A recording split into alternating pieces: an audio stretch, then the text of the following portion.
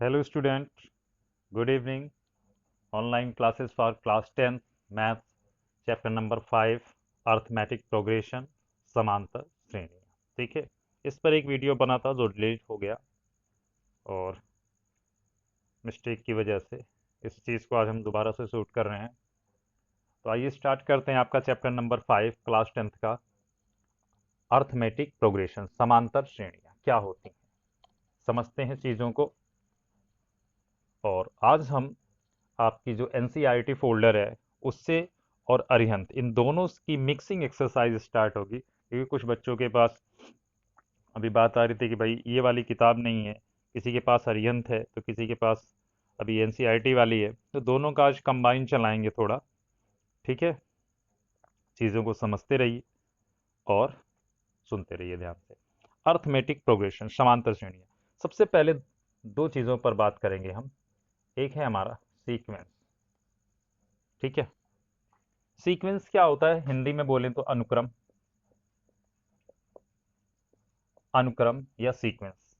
Sequence general शब्द आपने सुना होगा कि चीज़ों को थोड़ा सेट करके रखो, अपने घर में जो हमारी चीज़ें हैं उन्हें थोड़ा व्यवस्थित ढंग से रखिए। ठीक है, तो सीक्वेंस यहाँ पर फिलहाल हमें चीज़ों का नहीं,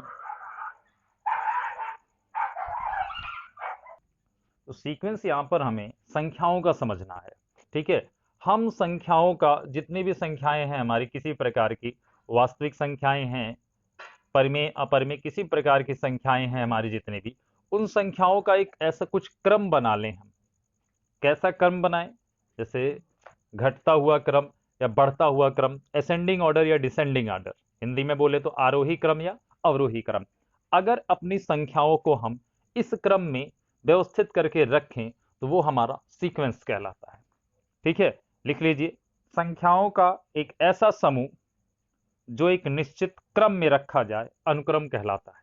सीधे सिंपल सी डेफिनेशन है अनुक्रम की कि संख्याओं का एक ऐसा समूह जो निश्चित क्रम में रखा जाए क्या कहलाता है, अनुक्रम कहलाता है। संख्याओं का ऐसा समूह जो एक निश्चित क्रम में, ब्रैकेट में जैसे लिख लीजिए आरोही या अवरोही,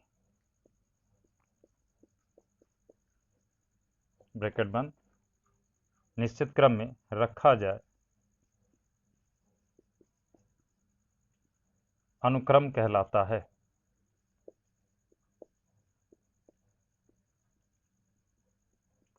ठीक है, आप चीज़ों को सुनते हुए रहिए, यहाँ पर आपको उतनी क्लियर राइटिंग नहीं मिलेगी क्योंकि जितना क्लियर हम लिखेंगे उतना ज़्यादा टाइम लगेगा, वीडियो लंबा होगा।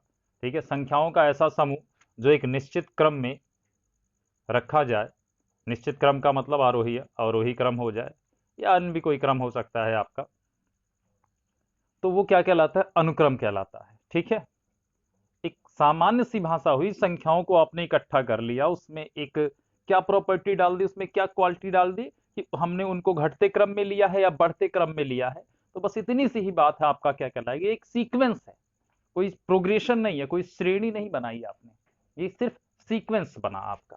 ठीक है, एक ऑर्डर बन गया। ठीक है, अगली चीज पर बात करते हैं, सीक्वेंस के बाद प्रोग्रेशन पर, श्रेणी क्या होती है। ठीक है, प्रोग्रेशन, प्रोग्रेशन श्रेणी। ठीक है, श्रेणी प्रोग्रेशन की बात करते हैं, भाई संख्याओं का एक ऐसा समूह तो बना लिया जिसमें आरोही अवरोही हो जाए। श्रेणी में आप अवरोही आरोही इतनी से बात नहीं बनेगी, इसमें एक निश्चित पैटर्न होना चाहिए, हमें इस बारे में बिल्कुल निश्चित रूप से पता होना चाहिए कि कोई संख्या अगर दी गई है तो उसके बाद वाली संख्या किस निश्चित नियम, किसी निश्चित या नियम के अनुसार ही आनी चाहिए। ऐसा ना है कि अपनी मर्जी से लिख दिया, जैसे लिख दिया हमने यहां पर 5, ठीक है, और यहां पे लिख दिया 15, तो अभी इसमें क्या क्रम आप बना सकते हो, आप बोल सकते हो 5 में कितना जोड़ा गया होगा, 10 जोड़ा गया होगा तब जाकर 15 आया, या फिर 3 से गुणा की जाए तो भी 15 आएगा। आ रही बात समझ में, या फिर 2 से गुणा करके 5 जोड़ दिया जाए तो 15 आएगा। कुछ नियम हमने अपने मर्जी से बनाए भाई। 10 5 15, 5 तिहाई 15 और 5 दुनाई 10 और 5 15। अब अगली चीज जो यहाँ पर अगली संख्या लिखी जाएगी उस पर बात होगी। ठीक है, आप किस नियम पर आगे ले चलते हो। अगर ये सीरीज चलाना चाहते हो आप, तो 5 10 हो गया 15 और 15 में 10 जोड़ दोगे कितना हो जाएगा 25। अगर ये गुणे 3 वाला आप बनाना चाहते हो, ये नियम लगाना चाहते हो, तो 5 में 3 से गुणा कराई 15 हो गया, 15 में 3 से गुणा कराओ कितना हो जाएगा 15 3 45। और अगर तीसरे वाले नियम को आप लगाना चाहते हो तो 15 दुनाई 30 और 30 और 5 35। ठीक है, तो अगर हम 5 15 25 ये करते हैं तो इसमें भी हमारा एक नियम है। इसमें क्या नियम है कि हर संख्या में 10 जोड़ने पर हमें अगली संख्या प्राप्त हो रही है। अगर हम ये पैटर्न चला रहे हैं 5 15 45 वाला, तो इसमें भी एक प्रॉपर्टी है क्या कि इसमें प्रत्येक संख्या में 3 से गुणा करके हम अगला पद प्राप्त कर रहे हैं। समझ रहे हैं चीजों को। और अगर 5 15 35 वाली चीजों को हम ये कहीं पे लिखा गया हो 5 15 35, तो इसमें भी क्या पैटर्न चल रहा है कि इसमें प्रत्येक संख्या में 2 से गुणा कराकर 5 जोड़ा जा रहा है। भाई 5 में 2 से गुणा कराया गया 10 हो गया, 5 जोड़ दिया 15 हो गया। फिर इसमें वही काम 2 से गुणा कराकर 5 जोड़ना, 15 दुनाई 30 और 5 35। अगली संख्या क्या होगी 35 दुनाई 70, 70 5 75। समझ जा रहे हैं आप। ठीक है, तो ये श्रेणी कहलाती है। श्रेणी का मतलब हो गया कि संख्याओं का समूह तो यहां भी बन रहा है, लेकिन उन संख्याओं के समूह में एक निश्चित नियम जो है वो हमारा चलना चाहिए। अब वो नियम हमारा जोड़ने पर आ सकता है, गुणा करने पर आ सकता है, गुणा करके और जोड़ने इन पर भी आ सकता है, या घटाने से आ सकता होगा। ठीक है, इसमें इस बात पर कोई प्रतिबंध नहीं है कि सिर्फ जोड़ने पर आए कि गुणा करने पर, या गुणा और प्लस करने पर, या माइनस करने पर। किसी भी तरीके से हमारी चीजें यहां पर आ सकती हैं। कोई भी एक निश्चित नियम आना चाहिए। ठीक है, अब ऐसा नहीं है कि भाई 5 में 3 से गुणा करने वाला आप नियम बना रहे हो और अगली बार 2 से गुणा करने वाला हो गया, फिर अगली बार 12 से गुणा करना। ठीक है, तो वो कोई नियम तो होगा। नियम तो भाई जो सब पर लागू हो। ठीक है, बात समझ में आई। ठीक है, तो प्रोग्रेशन में चीजें आप क्या समझ जाओगे, इसमें क्या लिखोगे। ठीक है, नॉर्मली हमने आरोही या अवरोही क्रम में संख्याओं को रख लिया तो हमारा सीक्वेंस हो गया, एक अनुक्रम हो गया। ठीक है, और उन्हीं संख्याओं में अगर एक निश्चित नियम लगाकर हम चीजों को लिखते जा रहे हैं तो वो हमारे क्या बन गई, श्रेणी बन गई। आगे बात समझ। तो श्रेणी क्या हो जाएगा, श्रेणी एक ऐसा अनुक्रम होता है जो कुछ विशेष या कुछ निश्चित नियमों के आधार पर लिखा जा सके। ठीक है, तो श्रेणी में क्या लिखोगे आप, एक ऐसा अनुक्रम जिसमें, अनुक्रम के आधार पर देंगे, एक ऐसा अनुक्रम लिखिए, एक ऐसा अनुक्रम जिसमें प्रत्येक पद किसी निश्चित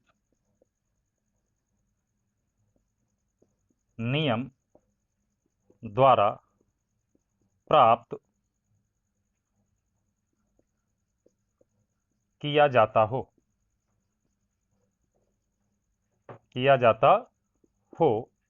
श्रेणी कहलाता है। श्रेणी पर भाई बहुत डिस्कशन, कहीं ये लिखी जाती किताबों में, तो हम देख रहे हैं दोनों किताबें इस प्रकार लिखी जाएगी, कहीं कुछ और। अभी जो किताब वाली इसी को मानते हैं, हो तो प्राप्त किया जाता हो श्रेणी कहलाती है। ठीक है, एक ऐसा अनुक्रम जिसमें प्रत्येक पद किसी निश्चित नियम द्वारा प्राप्त किया जाता है श्रेणी कहलाती है। अब वो निश्चित नियम आपको पता है, अभी हमने बताया कई सारे नियम। एग्जाम्पल के तौर पर आप लिख लीजिए कुछ, वही लिख लीजिए अभी कौन सा, 5 15 35 डॉट डॉट डॉट, या फिर 5 15 और किसका 25 का भी चल रहा था। इसमें क्या नियम था, 5 में कितना जोड़ा गया 10 जोड़ा गया, 15 हो गया, 15 में 10 जोड़ा गया 25 हो गया। इसमें हमेशा क्या जुड़ रहा है, +10 जुड़ रहा है सब में। और इसमें क्या हो रहा था, 5 तिहाई 15 और 15 दुनाई 30। अच्छा, ये इसमें गुड़े 2 से गुड़ा होकर के 5 जुड़ रहा था, है ना। 2 से गुड़ा हो रही है और क्या जुड़ रहा था, 5 जुड़ रहा था। भाई 5 दुनाई 10 5 15, फिर 15 दुनाई 30 5 35। समझ में आया। तो ये सभी किसके उदाहरण है, श्रेणियों के उदाहरण है। ठीक है। अच्छा अगर ऐसा लिख दें, अपनी मर्जी से लिख दें कुछ भी, 5 7 9, ठीक है, 5 7 9 5 हो गया हमारा, 3 से लिखते हैं, 3 10 18 21 25। इसमें देखिए क्या नियम चल रहा है। अगर आप योग वाला कोई नियम सोचते हो, 3 में 7 जोड़ने पर 10 आया होगा, या गुणा वाला और जोड़ वाला दोनों एक साथ सोचते हो तो 3 त्रिक का 9, 1 10 किया गया होगा। 10 में फिर 18 पर देखो क्या कैसे बनेगा। अगर आप 7 जोड़ने वाला करते हो तो 10 में 7 जोड़ने पर 17 होगा, या 18 लिखा गया है। जोड़ने वाला भी हमारा नियम नहीं चल रहा है। 3 त्रिक का 9, 1 10, यानी 3 से गुणा करके 1 जोड़ना, तो 10 तिहाई 30, 31 होना चाहिए, उस पर भी नियम हमारा नहीं चल रहा है। तो इसमें कोई भी नियम हमें नहीं लग रहा है। ठीक है, तो ये हमारी श्रेणी नहीं है। ठीक है, ये हमारी क्या है, श्रेणी नहीं है। श्रेणी डॉट डॉट करके चीजों को अनंत तक बताई जा सकती है, या एक निश्चित पद तक बताई जा सकती है। ठीक है, हरी बात समझ में ना। अगर डॉट डॉट हो गया इसका मतलब क्या, श्रेणी अनंत तक है, कहां तक है कोई पता नहीं है। ठीक है, उसका अंत नहीं है। और अगर चीजों को हम यहाँ पर 35 तक ही लिख दें तो इस श्रेणी में 3 पद हैं, जबकि ये क्या है, हमारी नीचे वाली श्रेणी नहीं है। समझ गए चीजों को आप, श्रेणी क्या है। ठीक है, प्रोग्रेशन क्या है, सीक्वेंस समझ गए, प्रोग्रेशन समझ गए। अब बात करते हैं कि ऐसी प्रोग्रेशन जो अर्थमेटिक हो। अर्थमेटिक प्रोग्रेशन का मतलब हो गया जो अभी हमने नियम समझे कि किसी निश्चित नियम द्वारा हमारी श्रेणियां सेट होती हैं, तो वही नियम अगर सिर्फ वो योग का नियम हो, यानी किसी भी संख्या में हम, यानी किसी भी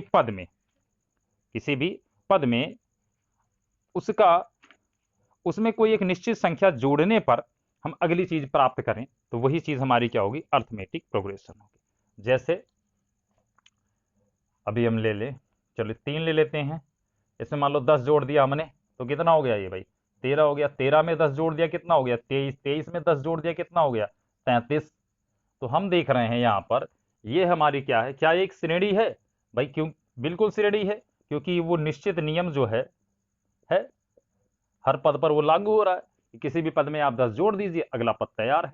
यानी इसमें जो नियम है वो हमारा निश्चित है, एक निश्चित नियम इसमें काम कर रहा है, इस वजह से श्रेणी है। और वो नियम कैसा है, योग का।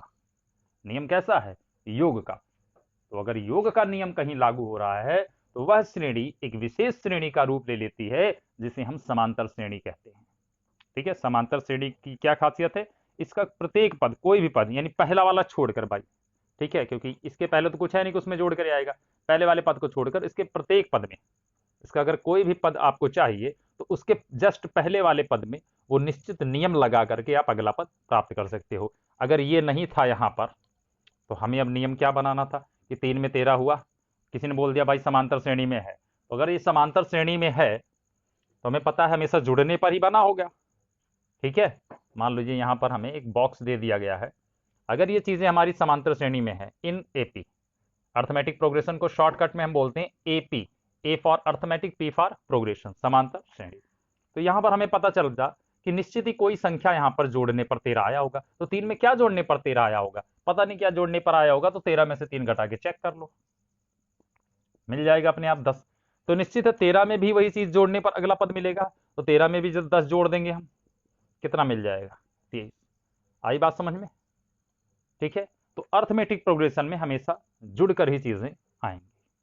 ठीक है, अच्छा यहां पर कहीं कहीं घटाने वाली भी चीज हो जाती है, तो घटाने वाले पर यह बात है कि जैसे हम 5 में बोलें कि इसमें 2 घटाइए, तो 2 को तो हम घटा रहे हैं, लेकिन इसी घटाने वाली चीज को आप जोड़ भी सकते हो। हम बोल दें 5 में -2 जोड़िए, तो ब्रैकेट लगाकर आप प्लस लगा दीजिए, तो ये 5 में -2 जुड़ रहा है, लेकिन एक्चुअल में इसका आंसर वही आएगा जो 5 में से 2 घटाने पर आ रहा था। 5 में से 2 घटाएंगे 3 आएगा, और 5 में -2 जोड़ेंगे तब भी 3 आएगा, लेकिन इस घटाने वाली प्रक्रिया को हमने नाम दे दिया जोड़ का। ठीक है, तो अब समांतर श्रेणी की डेफिनेशन लिखेंगे सभी लोग।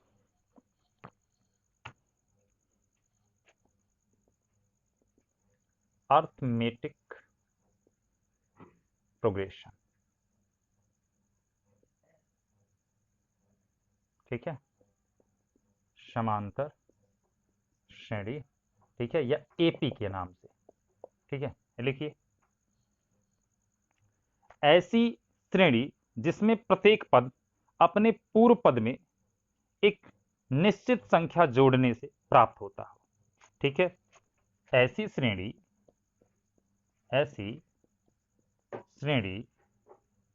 जिसमें प्रत्येक पद अपने से पूर्व, प्रत्येक पद अपने से पूर्व माने पहले वाले, अपने से ठीक पहले वाले पद में, अपने से पूर्व पद में एक निश्चित संख्या जोड़ने पर प्राप्त होता है। ठीक है, समांतर श्रेणी कहलाती है। ठीक है, जहां एपी लिख दिया हमने, अर्थमेटिक प्रोग्रेशन समांतर श्रेणी होगी, एपी कहलाती है, यानी समांतर श्रेणी कहलाती है। आगे बात समझ में, सीक्वेंस, सीरीज और अर्थमेटिक, सीक्वेंस हो गया, प्रोग्रेशन हो गई और अर्थमेटिक प्रोग्रेशन, तीन चीजें हम समझ चुके हैं। आगे बात समझ में, तीन, अभी आपने चैप्टर का नाम डाला, चैप्टर नंबर 5 समांतर श्रेणी, तीनों में आपने 3 हेडिंग लिखी, चैप्टर में अपने 3 हेडिंग आपने लिख ली है।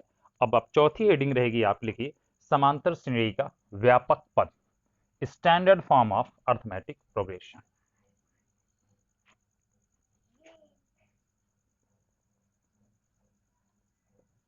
Standard form of AP.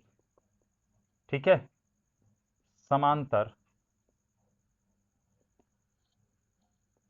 श्रेणी का व्यापक रूप।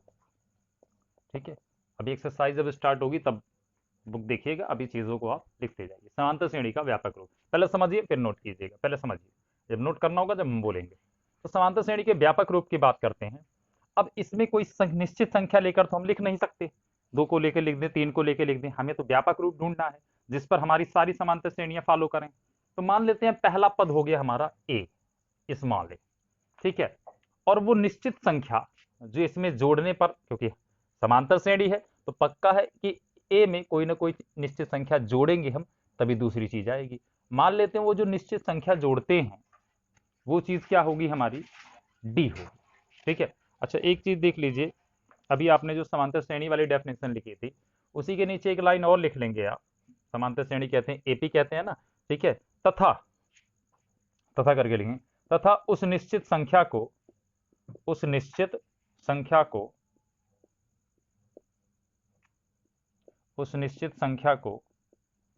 ठीक है सारवंतर कहते हैं, सारवंतर कहते हैं। ठीक है, वो क्या होता है आपका, कॉमन डिफरेंस होता है।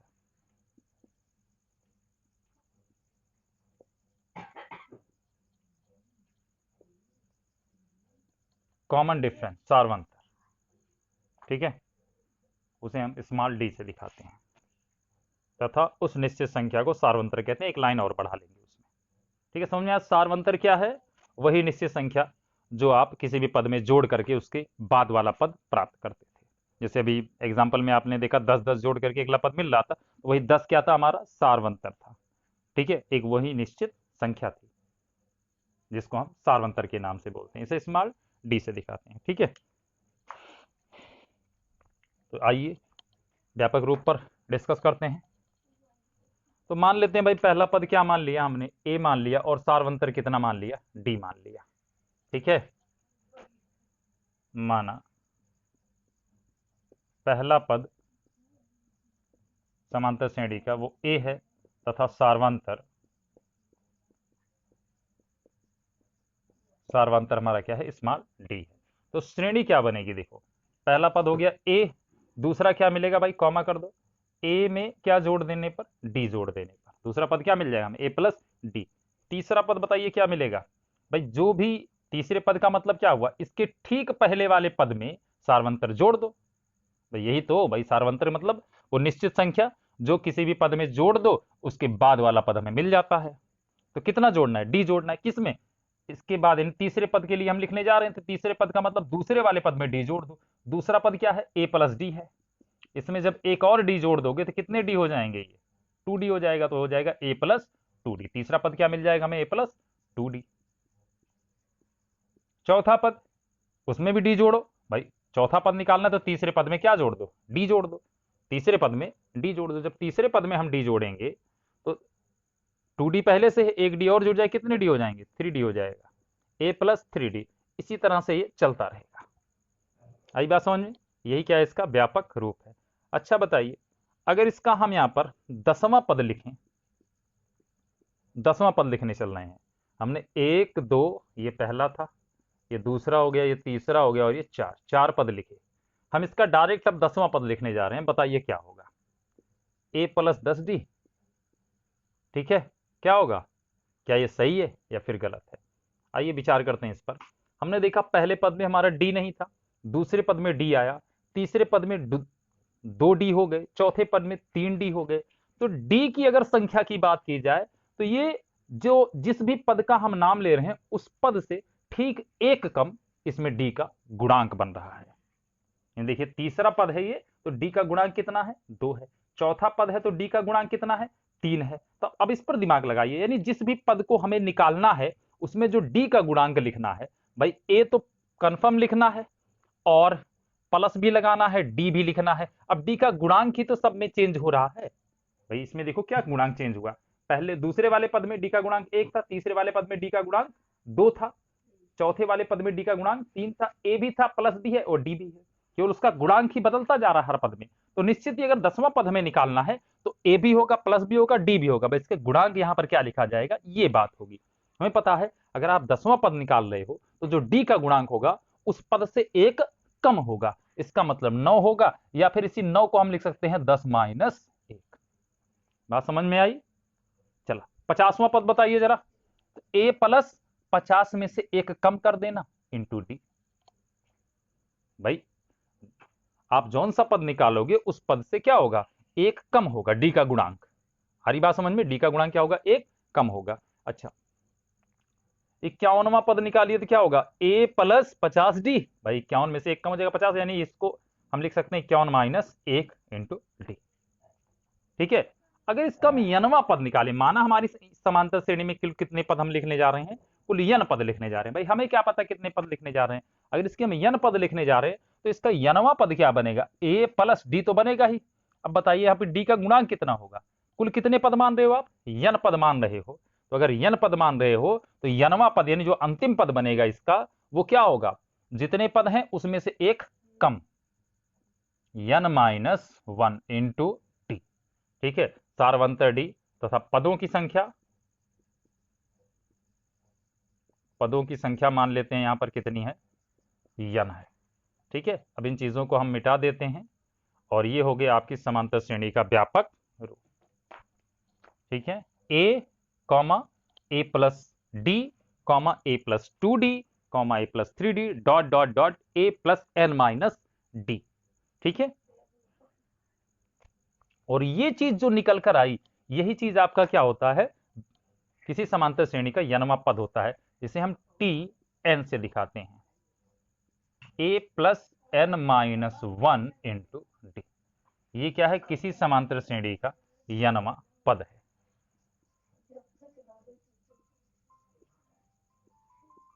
किसी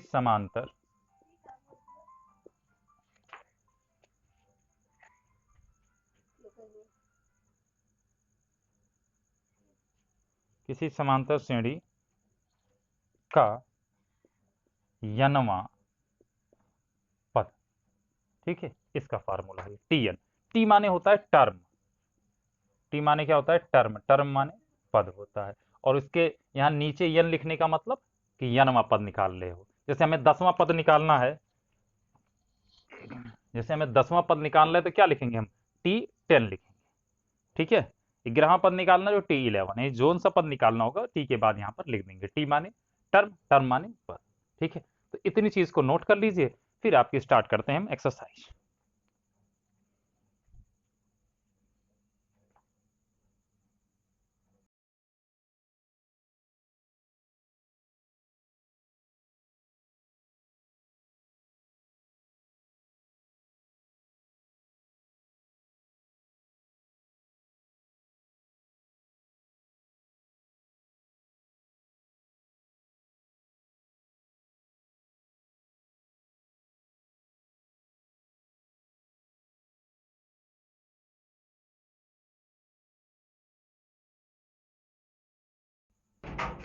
चलिए स्टार्ट करते हैं एक्सरसाइज 5.1। ठीक है, अरिहंत वाली चीज से स्टार्ट करते हैं। सबसे पहले पहला क्वेश्चन है आपका, समांतर श्रेणी 5, 18, 11, 14 के प्रथम पद तथा सारवंतर ज्ञात कीजिए।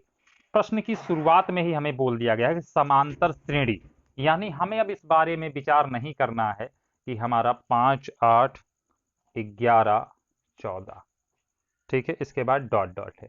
ये जो श्रेणी है हमारी, ये एपी में है, अर्थमेटिक प्रोग्रेशन है।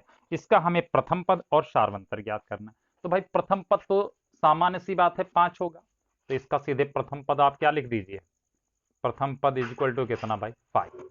और जब आपको सार्वंतर निकालना, हमें पता है एक निश्चित संख्या, वो निश्चित संख्या जो सब में जुड़ करके अगला पद बनाई होगी। तो 5 में कितना जुड़कर 8 आया होगा, 3। 3 में कितना जुड़कर, और 8 में कितना जुड़कर 3, 11, 11 3 14, हमें पता चल गया सार्वंतर कितना है, 3 है। लेकिन देखो सार्वंतर निकालने का तरीका भी होता है एक, सार्वंतर क्या होता है कि पहला पद छोड़ करके, ठीक है, पहला पद को छोड़ दीजिए और कोई भी पद ले लीजिए, उस वाले पद में से उसके ठीक पहले वाला पद उसमें से घटा दीजिए, तो अपने आप आपको सार्वंतर मिल जाएगा। जैसे हम यहां पर दूसरा पद ले लेते हैं, दूसरे में से पहला घटा देते हैं, 8 माइनस 5 बराबर कितना, 3। तो सार्वंतर कितना मिल गया हमें, 3 मिल गया। बात समझ में आई? तो ये हमारे पहले क्वेश्चन का आंसर हो गया। इसमें प्रथम पद और सार्वंतर पूछा गया था, चीजें बता दी हमने। ठीक है, अगला क्वेश्चन है कि का सार्वंतर बताना है। यहां पर चीजें अंडर रूट में है, तो आपको घटाना आना चाहिए। ठीक है, जैसे दूसरा क्वेश्चन क्या है हमारा, अंडर रूट 3 है, कामा 2 अंडर रूट 3 है, फिर कामा 3 अंडर रूट 3 है, डॉट डॉट डॉट। सार्वंतर पूछा है, सार्वंतर क्या हो जाएगा, किसी भी पद में से पहले को छोड़ करके, क्योंकि भाई पहले कुछ है ही नहीं, इसके पहले कोई पद ही नहीं है, तो इसलिए हम पहले को नहीं लेंगे। हम यहाँ पर 2 अंडर रूट 3 में से क्या घटा देंगे, पहला वाला। चाहे आप 3 अंडर रूट 3 में से 2 अंडर रूट 3 घटा दीजिए, चाहे 2 अंडर रूट 3 में से अंडर रूट 3, यानी चाहे दूसरे वाले पद में से पहला घटा दीजिए या फिर तीसरे वाले पद में से दूसरा घटा दीजिए। ठीक है, चलिए तीसरे में से ही घटा देते हैं, 3 under root 3 minus 2 under root 3। ठीक है, अंडर रूट 3 को मान लीजिए कोई वस्तु है। कितनी वस्तु है हमारे पास, यहाँ पर 3 वस्तुएं हैं, और यहाँ पर कितनी वस्तुएं हैं, 2 वस्तुएं। क्या करना है, 3 वस्तुओं में से 2 वस्तुएं घटा दो, कितनी वस्तु बचेगी, सिर्फ एक वस्तु बचेगी, और वो वस्तु क्या है, अंडर रूट 3। सार्वंतर कितना आ गया हमारा, अंडर रूट 3 आ गया। ठीक है, चीजें आसान है, कर लेंगे आप। ठीक है, तीसरे क्वेश्चन में जांच कीजिए कि समांतर श्रेणी में है या नहीं है, इसका सार्वंतर ज्ञात कीजिए। 7 है, 13 है, 19 है, 25 है, तो 7 में कितना जोड़ने पर 13 आया होगा भाई, 6 जोड़ने पर 13 आया होगा। 13 में क्या 6 जोड़ने पर 19 आ रहा है, बिल्कुल आ रहा है। 19 में क्या 6 जोड़ने पर 25 बन रहा है, बिल्कुल। यानी ये समांतर श्रेणी में है, और इसका सार्वंतर पूछा है, तो किसी में से भी, किसी भी पद में से उसके पहले वाला पद घटा दीजिए, 6 आपको उत्तर मिल जाएगा। ठीक है, प्रश्न नंबर 4 में निम्नलिखित कौन से अनुक्रम समांतर श्रेणी में है, तो इन सब की आपको स्वयं जांच करनी है। और प्रश्न नंबर 4 की कोई भी क्वेश्चन हम क्या बता दें, कोई आप घटा के चेक कर लीजिएगा। ठीक है, चेक कीजिए फिर हमसे पूछिएगा, देखते हैं तो आप पूछते हैं कि नहीं पूछते। जब पूछोगे आप तभी बताएंगे हम। ठीक है, तो प्रश्न नंबर 4 में आपको चेक करना है समांतर श्रेणी है या नहीं है। और क्वेश्चन नंबर 5 जो है हमारा, समांतर श्रेणी दी गई है कि सार्वंतर और अगले 2 पद निकालने हैं। अगले 2 पद यानी 3 पद तो लिखे गए हैं, 3 पद हमें लिखे गए हैं, 6, 12, 18। ठीक है, तो ऐसा नहीं करना 6 दूना 12, 6 3 18, गुणा वाला नियम नहीं लगाना है। ठीक है, उससे आ जाता है तो एक आपका संजोग माना जाएगा कि 6 चौक 24 हो जाएगा, 6 पंचे 30 हो जाएगा। ठीक है, वो भी सही है, क्योंकि गुणा में भी 6 जुड़ता जाता है, और जोड़ने पर भी हमें 6 जोड़ना होगा। समझ गए ना आप? सार्वंतर निकाल लेंगे, 12 में से 6 घटाकर या 18 में से 12 घटाकर 6 निकल जाएगा आपका सार्वंतर। अगले 2 पद लिखने थे, तो 18 में 6 जोड़ देंगे, 24 हो जाएगा, 24 में 6 जोड़ देंगे, 30 हो जाएगा। तो 24 और 30 आपके 2 पद हो जाएंगे। क्वेश्चन नंबर 6, समांतर श्रेणी के प्रथम 4 पद ज्ञात कीजिए जिसका प्रथम पद -2 है और सार्वंतर -2 है। ठीक है, इसको भी आप स्वयं कर लोगे। हमें क्या दिया गया है, प्रथम पद, प्रथम पद a बराबर -2, सार्वंतर d बराबर भी -2, तो श्रेणी क्या हो जाएगी हमारी, AP, arithmetic progression, is equal to हो जाएगी, क्या होती है हमारी, a कॉमा, पहले उसका व्यापक रूप लिखिए, a comma a plus D comma a plus 2d, ऐसे डॉट डॉट डॉट हो गया। कितने पद लिखने हैं भाई, समांतर श्रेणी के प्रथम 4 पद ज्ञात कीजिए। ठीक है, तो पहला पद कितना हो जाएगा, -2। दूसरा -2 में क्या जोड़ देना है, डी जोड़ देना है। डी माइनस का है तो यहां पर प्लस माइनस क्या हो जाएगा, माइनस हो जाएगा। अगले पद में कितना हो जाएगा ये, इसको ऐसे निकालते हैं। देखो 4 ही पद तो निकालने हैं। तो जैसे प्रथम पद ए इज इक्वल टू कितना, -2, ठीक है। सेकेंड वाला पद T2, T2 लिख देते हैं ना, दूसरा पद है ना। दूसरा पद कितना होता है भाई, या a plus d is equal to, a plus d is equal to T2 is equal to a plus d is equal to. भाई T2 माने दूसरा पद, और दूसरा पद क्या होता है, फार्मूला व्यापक रूप के हिसाब से a प्लस डी होना चाहिए। तो a कितना है, -2 प्लस डी कितना है, ये भी -2। तो प्लस माइनस माइनस, -2 और -2 कितने हो जाएंगे, -4 हो जाएंगे। तीसरा पद क्या होता है हमारा, a प्लस 2d होता है। तो a है -2 प्लस 2, भाई a की जगह पर -2, प्लस की जगह पे प्लस, 2 की जगह पे 2। अब d लिखना है, d कितना है हमारा, -2, ठीक है। हम फार्मूले के हिसाब से चल रहे हैं, या इसमें भी आप -2 जोड़ सकते थे तो -6 आ जाता, वही आएगा। लेकिन देखिए जैसे हमारा फार्मूला है, जो व्यापक रूप के हिसाब से जो चीजें हैं उन्हीं में हम वैल्यू रखते चले जा रहे हैं। तो a वैल्यू रख दी हमने, -2 था, प्लस था तो प्लस लगाया, 2 था तो 2 लिख दिया, और d की वैल्यू कितनी थी, -2 थी तो उसकी वैल्यू रख दी। अब 2 दूनाई 4, -4 हो जाएगा, -2 -4 हो गया, आ गया -6, ठीक है। चौथा पद a plus 3d, -2 plus 3 into 2, तो 3 दूनाई 6, -6 और -2 कितने हो जाएंगे, -8 हो जाएंगे, ठीक है। तो ये आपका क्वेश्चन नंबर कौन सा था, क्वेश्चन नंबर 6, समझ में आ रहा है, ठीक है। क्वेश्चन नंबर 7 में है, निम्न सूत्रों द्वारा परिभाषित संख्याओं की सूची में प्रथम 4 पद ज्ञात कीजिए, ठीक है। देखिए यहां पर चीजें की थोड़ी सी, जैसे हम टी से दिखा रहे हैं आपको, चलिए बताते हैं। हमने जैसे बोला, अभी हमने यहाँ पर दूसरा पद लिखा, तीसरा पद लिखा, इसको हम बोल रहे हैं T2 माने आप समझिए दूसरा पद। आपकी बुक का जो मेथड है उसमें भी क्या दिया गया है, ए से दिया गया है, A2 A3। तो इससे जैसे ए माने पहला पद और ए के बाद 2 लगा दिया गया, तो यहाँ उस तरीके से आपको बता रहे हैं कि इसको आप दूसरा पद समझिए, इसको तीसरा पद समझिए, ठीक है। लाइट चली गई है, क्या लग रहा है कि भाई चीजें पर्याप्त दिख रही होंगी आपको।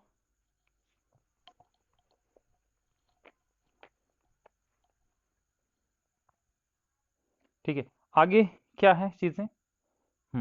जैसे पहला क्वेश्चन है, क्वेश्चन नंबर 7 का पहला पार्ट जो है, ए की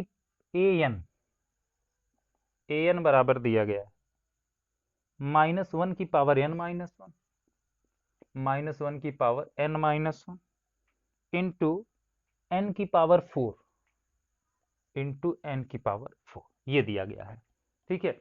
ये एक सूत्र दिया गया है, कह रहे हैं निम्न सूत्रों द्वारा परिभाषित संख्याओं की सूची के प्रथम 4 पद ज्ञात कीजिए। देखिए ए से पदों को निरूपित किया जा रहा है, यन जहां पर संख्या है, कोई संख्या है, ठीक है। अब इसी जहां यन है, प्रथम पद निकालने के लिए यन इज इक्वल टू 1, दूसरा पद निकालने के लिए यन इज इक्वल टू 2, तीसरा पद निकालने के लिए यन इज इक्वल टू 3, चौथा पद निकालने के लिए यन इज इक्वल टू 3।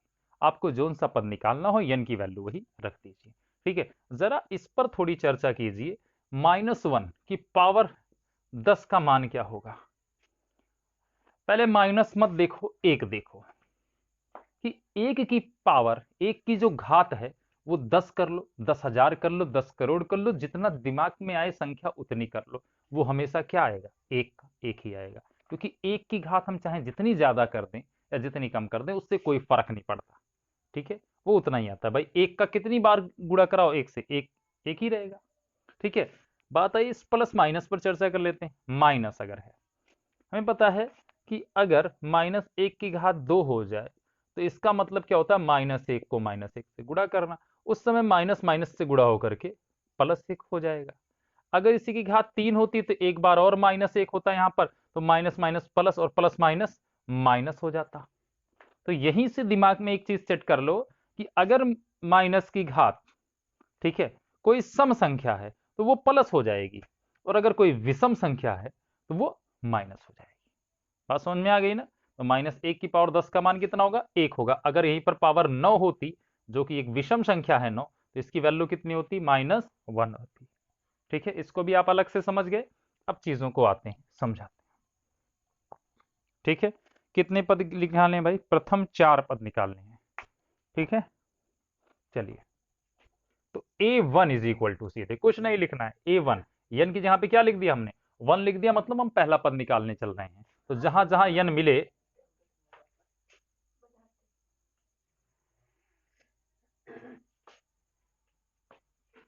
जहां जहां यन मिले वहां वहां क्या कर दीजिए आप? 1 रख दीजिए। तो -1 की पावर 1 - 1 हो जाएगा, और 1 की पावर कितनी हो जाएगी? 4 हो जाएगा। भाई यन कहाँ था? यहाँ था, तो यहाँ 1 रख दिया, यहाँ था तो यहाँ रख दिया। दिख रही हैं चीजें? ठीक। अब देखिए, 1 में से 1 करोगे क्या हो जाएगा? 0। और किसी भी चीज की पावर 0 हो जाए, चाहे अंदर माइनस हो, अंडर रूट हो, कुछ भी हो, उसकी वैल्यू कितनी होती है? 1 होती है। और 1 की पावर 4 का मतलब 1 ही रहेगा। और यहाँ पर कितनी हो जाएगी वैल्यू? 1 हो जाएगा। 1 × 1 इज इक्वल टू 1। A1 कितना आ गया हमारा? 1 आ गया। A2 निकालिए जरा। तो -1 की पावर 2 - 1 और 2 की पावर 4। ठीक है, तो माइनस, दिख रहा है, -1 की पावर 2, 2 में से 1 गया, कितना आ जाएगा? 1 आ जाएगा। 1 कैसी संख्या है? 1 का मतलब कुछ नहीं, -1 का तो रहेगा, तो क्या रहेगा? ये -1 ही रहेगा। किसी की घात 1 हो जाए, उसका मतलब क्या? कि ब्रैकेट के अंदर जो भी संख्या स्वयं वही होगी, -1 ही होगा। और फिर गुणे कितना? 2 की घात 4 का मान कितना हो जाएगा? 2 दुनाई 4, 4 दुनाई 8, 8 दुनाई 16 होगा। तो 16 1 16 -16 आ गया। देख रहे हैं ना? A3 और A4 ये आप निकालेंगे। चीजें आप समझ गए हो कैसे निकालना है? क्लियर है? निकाल लोगे ना? नहीं निकाल पाना तो आप बताइएगा, हम बताएंगे आपको फिर। ठीक है, और कुछ क्वेश्चन पर चलते हैं। इसमें देखो, जितने 4 खंड दिए गए हैं, चारों में बस यही करना है, n बराबर 1 रखना है, n बराबर 2 रखना है, n बराबर 3, n बराबर 4। ठीक है, आपको हम A1 A2 A3 A4 इन चारों का मान निकालना हर क्वेश्चन। ठीक है, निकालिएगा, खुद खुद कीजिएगा। ठीक है, आगे बढ़ते हैं क्वेश्चन नंबर 8 पर। क्वेश्चन नंबर 8 क्या है भाई? सिद्ध कीजिए कि a की power n equal to 3n² - 5 द्वारा परिभाषित अनुक्रम समांतर श्रेणी में नहीं है। ठीक है, तो हमें तो फार्मूला दे दिया गया। क्या दिया गया? क्वेश्चन नंबर 8 कह रहे सिद्ध करना है कि an is equal to 3n² - 5 है। 3n² - 5, देख लो नहीं तो अंधेरे में कहीं गड़बड़ हो जाए। 3n² - 5 द्वारा परिभाषित अनुक्रम समांतर श्रेणी में नहीं है। हमें सिद्ध करना है कि आप समांतर श्रेणी में नहीं हो। तो सीधे हम क्या निकाल लें? A1 निकाल लें। n इक्वल टू 1 रख दें। 3 n स्क्वायर है तो 1 का स्क्वायर हो जाएगा -5। 1 का स्क्वायर मतलब 1 ही रहेगा। 3 में से 5 चला जाएगा, कितना हो जाएगा भाई? -2। A2 जहां पर 1 था वहां क्या हो जाएगा? स्क्वायर हो जाएगा -5। 2 का वर्ग, 2 का वर्ग कितना हो जाएगा? 4, 4 तिहाई 12, 12 में से 5 गए 7। ठीक है, आगे A3 3 हो गया। n की जगह पे क्या रख देना? इस बार 3 रख देना है, -5। 3 त्रिका, सॉरी 3 घात कहां से आ गई? 2 ही घात तो है। 3 त्रिका 9 और 9 त्रिक 27। 27 में से 5 घटा दीजिए, कितना आ जाएगा आपका? 22। ठीक है, बस इसी तरह से डॉट डॉट आते रहेंगे। ठीक है, इन्हीं तीनों पद पर हम कंफर्म कर देंगे भाई। A2 - A1 और A3 - A2, अगर दोनों बराबर आ गए तो हमारी समांतर श्रेणी है। क्या कोई निश्चित संख्या जुड़ रही है? ठीक है, तो यदि, अब यहां पे निकालेंगे ऐसे, ठीक है, कि A1, ओ सॉरी भाई, देखो हमने क्या बताया, सार्वंतर कैसे निकाला जाता है? कि पहले पद को छोड़कर बाकी कोई भी पद ले लो, उसके ठीक पहले वाला पद उसमें से घटा दो तो सार्वंतर निकल जाएगा। ठीक है, तो क्या हम अगर दूसरे वाले पद में से पहले को घटाएं तो सार्वंतर तो मिलेगा हमें, लेकिन अगर हम तीसरे वाले में से दूसरे को घटा दें तब भी तो सार्वंतर मिलेगा।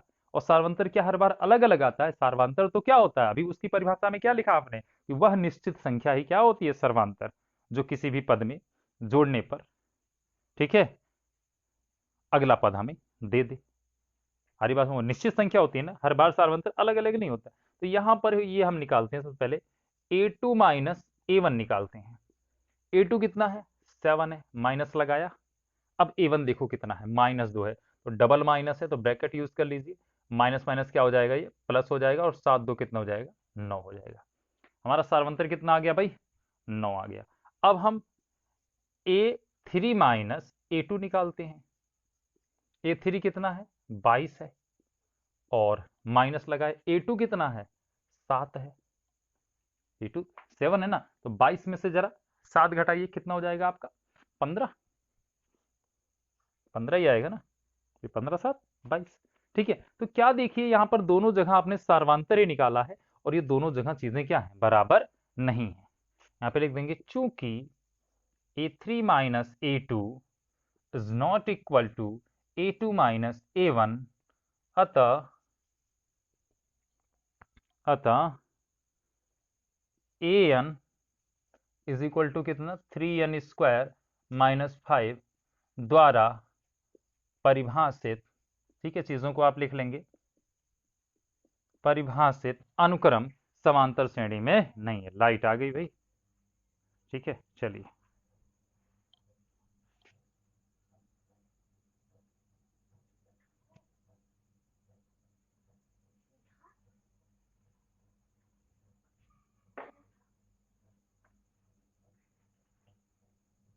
आ गई बात समझ में। ठीक है, क्या लिखेंगे आप, अतः an is equal to 3n square minus 5 द्वारा परिभाषित अनुक्रम समांतर श्रेणी में नहीं, वही किताब वाला पूरा। अच्छा हो गया क्लियर, नोट हो गया, आगे चलते हैं।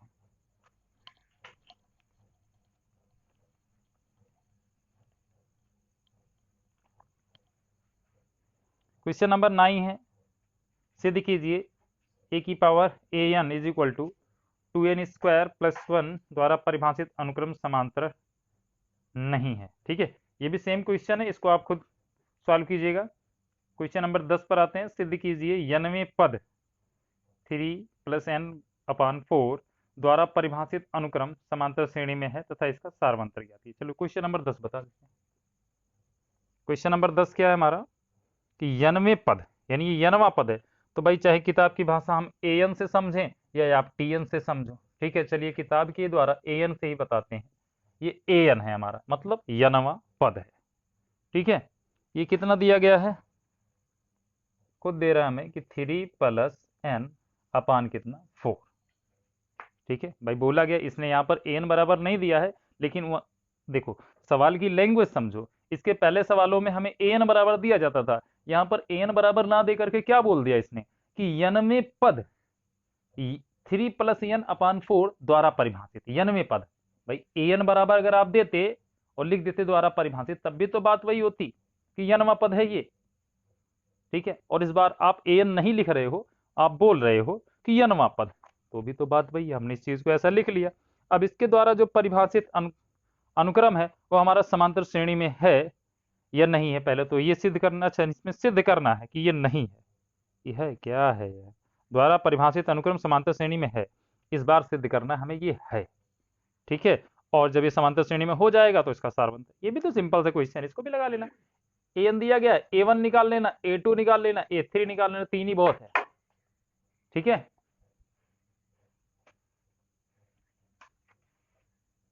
तीन ही बहुत है चीजें हमारी, और तीनों में से आप फिर क्या दिखा देना यहाँ पर, a3 माइनस a2 को a2 माइनस a1 के बराबर दिखा देना। ठीक है, कि दोनों दशा में जो सारवंतर आप निकाल रहे हो दोनों बार बराबर आ रहा है, अतः ये क्या है आपका समांतर श्रेणी में है। ठीक है, और सारवंतर पूछा है इसका।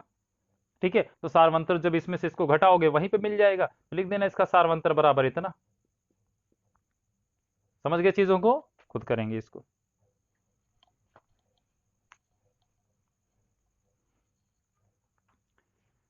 क्वेश्चन नंबर 11 है, समांतर श्रेणी a + b a + 1 + b इतना इतना कि अगले 3 पद ज्ञात कीजिए। ठीक है, चलिए देखिए क्या है समांतर श्रेणी हमारी।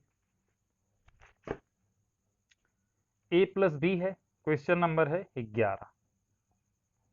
ए प्लस बी है comma A plus one plus B comma A plus one plus B plus one, यहाँ पर ब्रैकेट यूज किया गया और फिर बी प्लस वन लिख करके यहाँ पर कॉमा के बाद डॉट डॉट डॉट कर दिया गया। पहला पद क्या था, ए प्लस बी, दूसरा पद कॉमा कहाँ लगा है, प्लस बी के बाद, यानी ये हमारा दूसरा पद है। ये पहला पद हो गया, ये दूसरा पद हो गया, और ये पूरा क्या है, तीसरा पद है। कि बोल रहे हैं अगले 3 पद ज्ञात कीजिए, समांतर श्रेणी है, खुद ही बोला गया है, ठीक है। तो इसके अगले 3 पद ज्ञात करने, तो कोई भी पद ज्ञात करने के लिए, कोई भी समांतर श्रेणी के ज्ञात करने के लिए हमें प्रथम पद और सार्वंतर की जरूरत होती है। चूंकि समांतर श्रेणी हमारे सामने है तो प्रथम पद इसका क्या है, ए प्लस बी ही है, ठीक है। और इसका सार्वंतर क्या है वो हम चीजों को निकाल लेते हैं, ठीक है। देखिए क्या है सार्वांतर इज इक्वल टू, ठीक है, ये हो गया हमारा। सार्वंतर कैसे निकालोगे आप, इस वाले a2 माइनस a1 कर रहे हैं, दूसरे वाले में से पहले को घटा रहे हैं, तो दूसरा वाला पद है क्या, a प्लस वन। देखो इस ब्रैकेट को यहां पर इजीली खोल सकते हो, क्योंकि इस ब्रैकेट के पहले ना तो कोई चीज गुणा में ना कोई चिन्ह हमें परेशान करने वाला, ठीक है। दाईं तरफ है वो भी प्लस का साइन है, तो कोई मतलब नहीं, मतलब गुणा तो हो नहीं रहा है। तो a प्लस वन क्या सीधे प्लस बी, ये आपका क्या हो गया, a2 हो गया। अब माइनस लगाया आपने, अब क्या लिखना है, a1। a1 क्या है आपका, a प्लस बी है।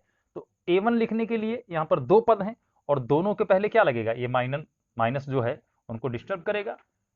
दोनों पॉजिटिव है तो दोनों क्या हो जाएंगे आपके, नेगेटिव हो जाएंगे। ए से देखो ए कैंसिल हो गया, प्लस बी से बी कैंसिल हो गया, क्या आ गया सीधे आपका 1 आ गया, सार्वंतर क्या आ गया, 1 आ गया।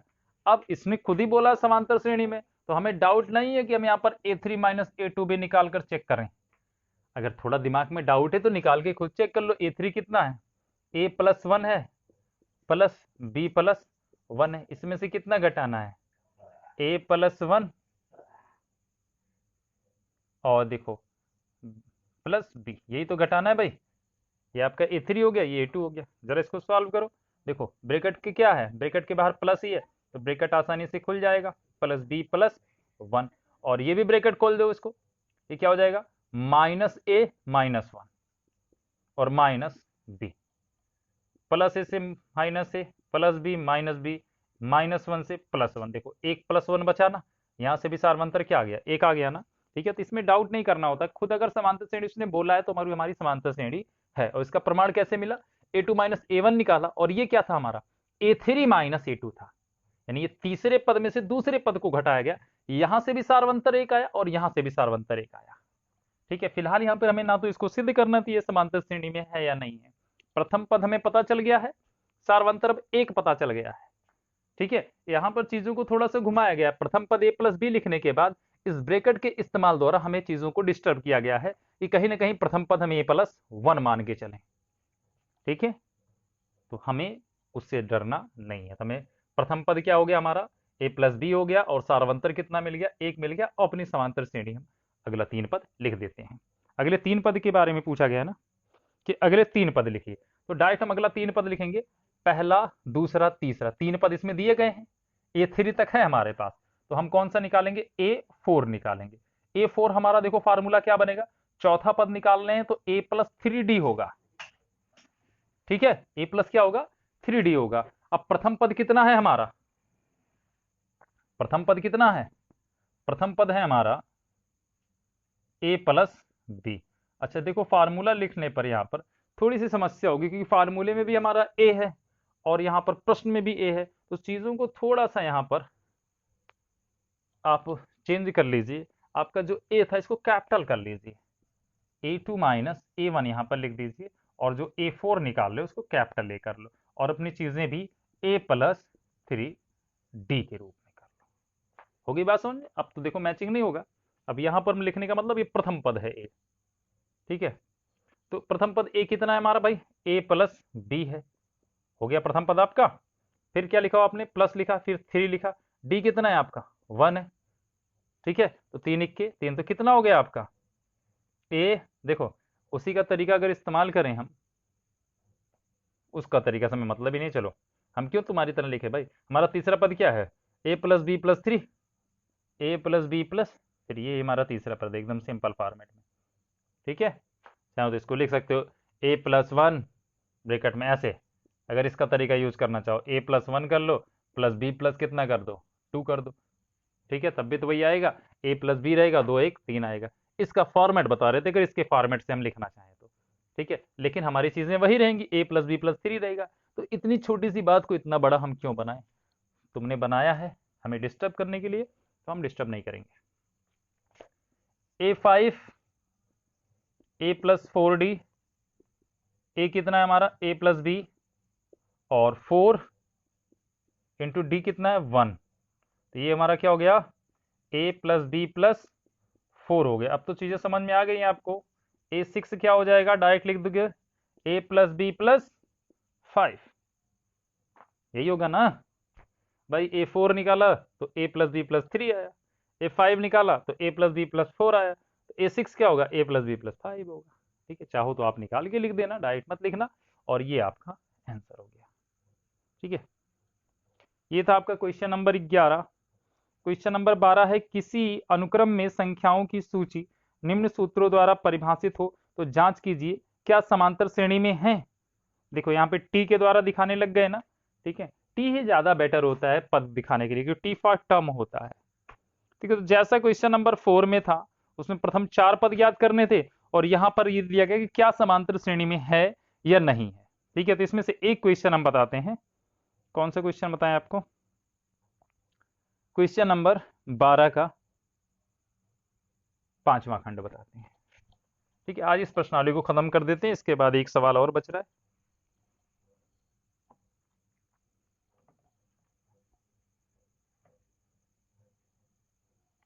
प्रश्न नंबर 12। ठीक है, प्रश्न नंबर 12 क्या है आपका, 12 का हम 5वां खंड बता रहे हैं। ठीक है, बोला जा रहा है कि इसमें जो संख्याओं की सूची दी गई है और जिस सूत्र द्वारा ये परिभाषित है, जांच करना कि समांतर श्रेणी में है या नहीं है। T n is equal to दिया गया है, स्मॉल टी का प्रयोग किया गया है, 9 माइनस 11 एन स्क्वायर है। ठीक है, ये चीजें हैं आपकी। हमें यहां पर सिर्फ इतनी सी जांच करनी है कि भाई अब समांतर श्रेणी में हो या नहीं हो। तो हमें पता है भाई, वही करेंगे हम क्या, कि ए टू माइनस ए वन निकाल लेंगे और उसको किसके बराबर लाएंगे, ए थ्री माइनस ए टू के बराबर। ठीक है, सार्वंतर दोनों तरीकों से बराबर आना चाहिए, तब तो आप समांतर श्रेणी में हो। ठीक है, यानी हमें तीन ही पदों की आवश्यकता पड़ेगी, ए वन ए टू और ए थ्री। तीन पद इस समांतर श्रेणी के पहले निकालिए और फिर इन दोनों को आप बराबर करके दिखाइए। तो सीधे टी एन दिखा गया है तो टी वन निकाल लो। 9 माइनस 11, जहां जहां एन दिया गया है वहां वहां क्या रखना है आपको, एक रखना है। तो एन स्क्वायर एक ही जगह लिखा गया है, तो यहीं पर क्या लिख देना, एक का स्क्वायर। एक का स्क्वायर मतलब एक ही रहेगा, 9 में से 11 घटा दोगे कितना आ जाएगा, 9 दो 11, और 11 माइनस का है तो माइनस 2 आ गया। टी टू निकाल लो, 9 माइनस 11, और यहाँ पे क्या हो जाएगा, 2 का स्क्वायर हो जाएगा, 2 दुनाई 4, और 11 चौक 44। 9 में से कितना घटाना है आपको, 44, कितना आएगा बताइए। 4 इधर चला गया, 5 इधर चला गया, 35 हो गया आपका, वो भी किसका, माइनस का 35। ठीक है, टी थ्री निकाल लो, 9 माइनस 11 और 3 का स्क्वायर, तो 3 त्रिक का 9, और 11 नवा 99। 9 माइनस कितना हो गया, ये 99 हो गया। ठीक है, अगर ये 99 हो गया आपका, तो 99 में से 9 घटा दोगे कितना हो जाएगा भाई, 90 हो जाएगा, वो भी किसका, माइनस का 90। ठीक है, तो अब यहाँ पर देखो क्या होना चाहिए, आप पहले T2 माइनस T1 निकाल लो। तो T2 कितना है, माइनस 35, माइनस, तो यहाँ का वाला माइनस है। T1, T1 कितना है, माइनस 2, उसका भी माइनस, तो माइनस माइनस क्या हो जाएगा, प्लस। माइनस 35 और प्लस 2 कितने हो जाएंगे भाई, 35 में से 2 घटा दो कितना आ जाएगा, 33। चिन्ह किसका आएगा, जो चिन्ह बड़ा होगा, माइनस। और फिर यहाँ पर T3 माइनस T2 निकाल लो। T3 माइनस T2, T3 कितना है, -90 माइनस T2 कितना है -35, तो माइनस माइनस प्लस हो जाएगा, और 90 में से आप 35 घटा दो, कितना हो जाएगा, 10 में से 5 गए 5, और यहाँ पे बचा कितना 8, 8 में से 3 गए 5, 55 हो गया, वो भी किसका, माइनस का। तो आपने देखा सार्वंतर दोनों ही तरीकों से हमारा बराबर नहीं है, एक बार -33 आ रहा है, एक बार -55 आ रहा है। ठीक है, तो इस वजह से क्या हो गया, ये चीजें हमारी समांतर श्रेणी में नहीं। हम लिख देंगे चूंकि T2 minus T1 is not equal to T3 minus T2, ठीक है, अतः यह समांतर श्रेणी में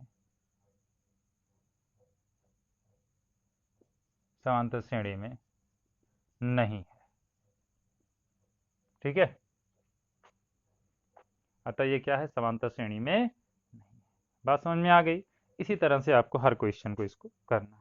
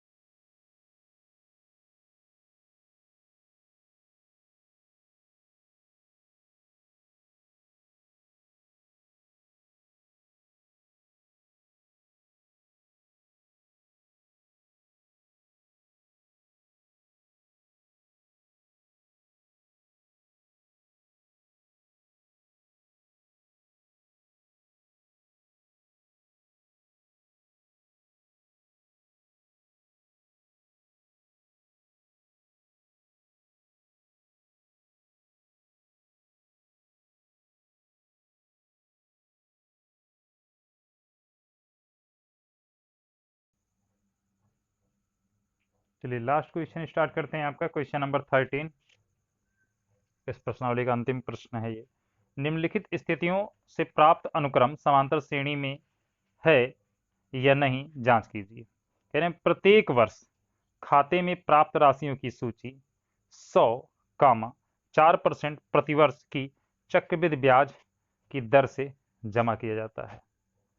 ठीक है, चक्रवृद्धि ब्याज का सूत्र आप कक्षा 8 में पढ़ते थे, क्या होता था भाई?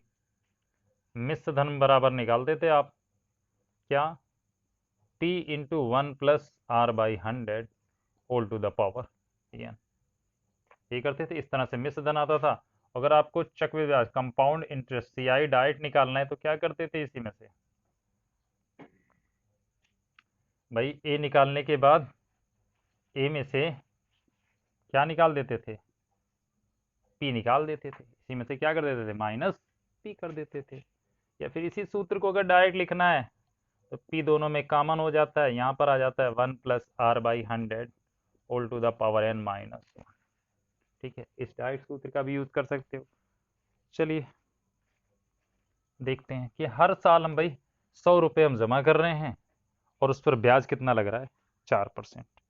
ठीक है, यहाँ पर लिखेंगे हम मूलधन, हमारा प्रिंसिपल मूलधन P इज इक्वल टू कितना है? 100 रुपये। 100 रुपये। ठीक है, दर क्या है हमारी? R 4% वार्षिक है। 4% क्या है? वार्षिक है। ठीक है, प्रत्येक वर्ष की बात हो रही है, हर वर्ष यही कार्यक्रम होता है कि 100 रुपये उसमें जमा हो जाते हैं। तो उस पर जो ब्याज लग रहा है, जो पैसे बन रहे हैं उसके, ठीक है, वो कैसे हो रहे हैं? तो प्रथम वर्ष के लिए यहाँ पर निकालेंगे। प्रथम वर्ष के लिए, ठीक है, चक्रवृद्धि ब्याज compound interest is equal to, पहले साल के लिए तो वही रहेगा। ठीक है, अभी फार्मूला हमने क्या बताया आपको? P बाहर ब्रैकेट में 1+R/100 whole to the power n-1। ठीक है, इस सूत्र का डायरेक्ट प्रयोग कीजिए आप। तो P कितना है हमारा भाई? 100 ब्रैकेट में 1+R कितना है? 4/100 पावर n का मतलब कितना? वर्ष कितना? प्रथम वर्ष के लिए निकाल रहे हैं तो प्रथम वर्ष के लिए क्या हो जाएगा? 1 हो जाएगा सीधे, माइनस कितना? 1। ठीक है, तो 100 बाहर रहने दीजिए। 100 21 100 100 4 400 कितना हो जाएगा आपका? ये 400 भाई। 100 21 100 100 में क्या जोड़ेंगे? 4 जोड़ेंगे यार, 104 होगा। बोर हो रहे हैं। 104 बटे कितना? 100 कितनी बार? एक ही बार रहेगा, -1। 100 और 1 मिनट यार,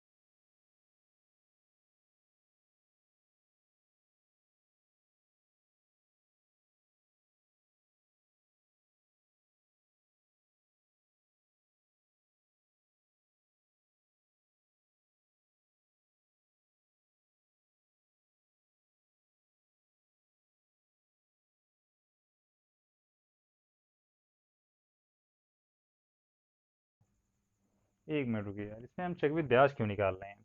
प्रथम वर्ष के लिए उसके देखते हैं भाई उसके खाते में कितने रुपए हैं। तो 100 रुपये उसने जमा किए थे, तो 4% पर ब्याज लग रहा है, पहले साल के लिए क्या होगा, प्रथम वर्ष के लिए। ठीक है, ए इज इक्वल टू सीधे आप क्या निकालो, अमाउंट निकालो, मिश्र धन निकालो, amount a is equal to कितना हो जाएगा, p into 1 + r/100 whole to the power n. P कितना है 100, और 1 + r कितना है 4, 4/100। 100 × 100 = 4, 104। 100 × 104 बटे कितना 100, बराबर कितना हो जाएगा आपका, 100 से 100 कट जाएगा, 104 रुपये। ठीक है, पहले साल उसके खाते में कितने रुपए हुए, 104। दूसरे वर्ष के लिए, सेकेंड ईयर के लिए, सेकेंड ईयर के लिए अमाउंट निकालिए जरा, कितना हो जाएगा, P into 1 + r/100 whole to the power n। तो P कितना है हमारा 100, 1 + 4/100 हो जाएगा, और यहाँ पर जहाँ n है सेकेंड ईयर के लिए निकाल लें, तो यहाँ पर n = 2 लिख देंगे, तो हो जाएगा 100, 100 × 100 104/100 कितनी बार, 2 घात है 2 बार, 104/100 और 104/100। तो 100 से 100 कट गया, 104 की गुणा किस में कराइए, 104 में कराइए, और कितना,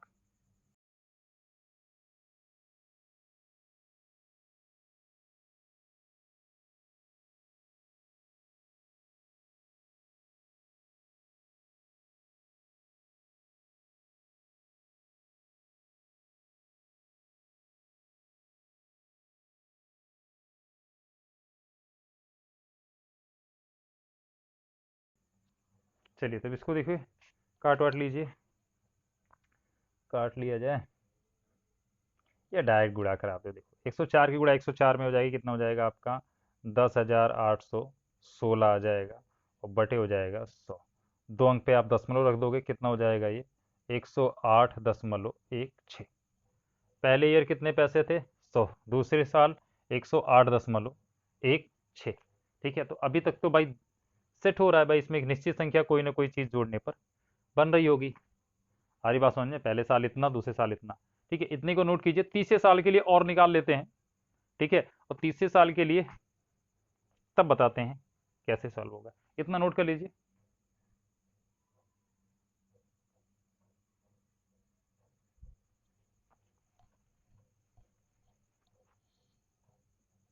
थर्ड ईयर के लिए, थर्ड ईयर के लिए क्यों ना हम यहाँ पर A1 A2 और इसको A3 कर दें, है ना, अपने आप चीजें क्लियर होती रहेंगी। अब देखो P कितना है हमारा भाई, वही है 100। और देखो देखो आप सिंपल सी चीजों को डाइट कर रहे हैं। हमने देखा कि एक वर्ष के लिए निकाला तो 104/100 एक बार लिखा, 2 वर्ष के लिए निकाला तो 104/100 दो बार लिखा गया। ठीक है, अब 3 बार के लिए निकालना है, तो 104/100, 104/100 और 104/100 3 बार। ठीक है, 100 से 100 कैंसिल हो गया। आई बात समझ में, दिख रहा है, हाँ तो रहा है पूरा। ठीक है, चलिए इसको कैलकुलेट कर लीजिए, कैसे काटेंगे, काट लीजिए इसको। 2 पंचे तो 2 से 50 बार, 2 पंचे 10, 2 दूनाई 4 हो गया। एक काम कीजिए, इसको हम कैलकुलेट कर देते हैं, और क्योंकि अभी बहुत टाइम लगेगा इसमें, और वैसे ही काफ़ी लंबा हो रहा है वीडियो,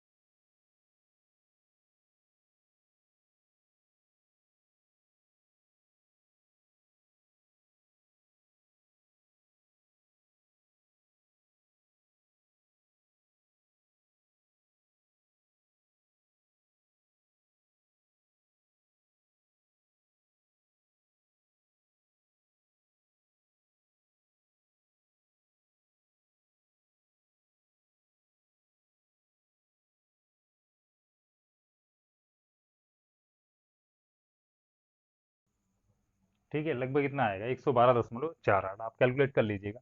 तो देखिए यहाँ पर अब चीज़ों को समझिए, A1 कितना हो गया 104, A2 कितना हो गया आपका 108.16 और A3 कितना हो गया 112.48।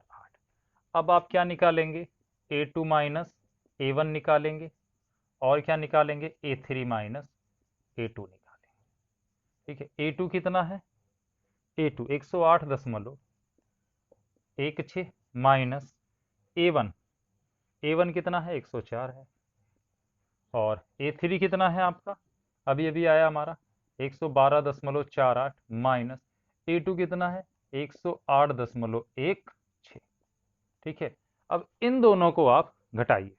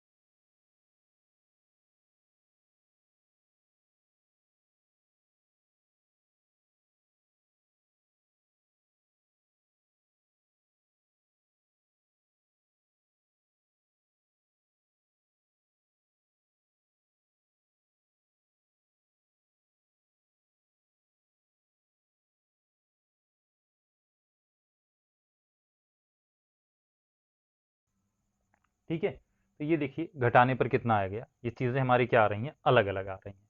4.16 उसमें आ रहा है, 4.32 इसमें आ रहा है। तो यहाँ पर हम लिख देंगे भाई कि A2 minus A1 is not equal to A3 minus A1। अतः दी गई चीज़ें क्या हैं, दी गई स्थितियों से प्राप्त अनुक्रम, दी गई स्थिति से प्राप्त अनुक्रम समांतर श्रेणी में नहीं। ठीक है, यहीं पर आपका क्वेश्चन क्या हो जाएगा, खत्म हो जाएगा। आगे बात समझ में, अब इसमें जो भी आपका बच रही हैं वो आप होमवर्क में करके दिखाएंगे चीज़ों को। ठीक है,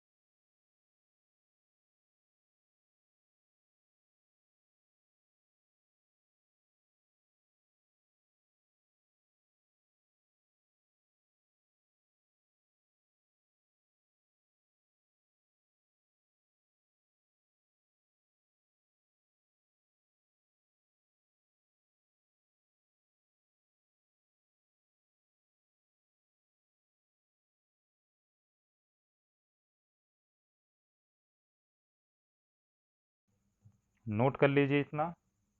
ठीक है, इसके बाद एक लाइन लिख लीजिएगा, अतः दी गई स्थितियों से प्राप्त अनुक्रम समांतर श्रेणी में नहीं है।